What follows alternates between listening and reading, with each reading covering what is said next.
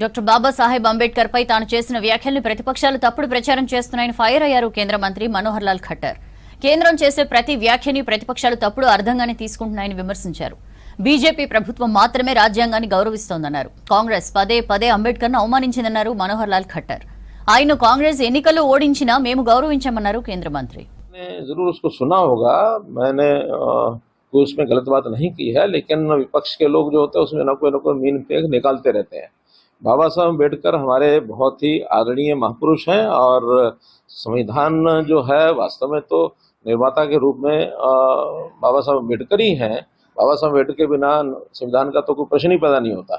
और उसमें से जब उसको विषय को ढंग से घुमाया गया कि इन्होंने तो केवल ये कहा है, उनको श्रेय दिया गया है, और ये भाई आखिर तो ये सारा इतिहास सबको हमको मालूम है कि बाबा साहब अम्बेडकर ही उस संविधान को समर्पित करने वाले, देश को, देश की जनता को देने वाले वही थे। वही हमारे हमेशा सब हम जानते हैं कि देश के संविधान के निर्माता बाबा साहब अम्बेडकर हैं। इसको जोड़ तोड़ मरोड़ कर करके इसको मेरे बयान को अगर डाला जाता तो ये बिल्कुल उचित नहीं है और इसको देश की जनता बिल्कुल बर्दाश्त भी नहीं करेगी।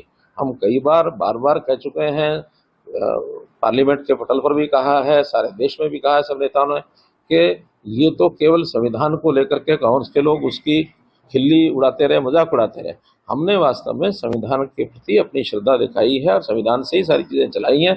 इन्होंने संविधान को कितना तोड़ा मरोड़ा है ये इतिहास बताता है, चाहे वो इंदिरा गांधी का समय हो, चाहे उससे पहले का समय हो। इन्होंने तो बाबा साहब अम्बेडकर का भी खूब अपमान किया, उनको चुनाव में हराया, और हमने हमेशा बाबा साहब अम्बेडकर को पूजा है। बाबा साहब अम्बेडकर महापुरुष हैं और उन्हीं के दिए हुए संविधान के साथ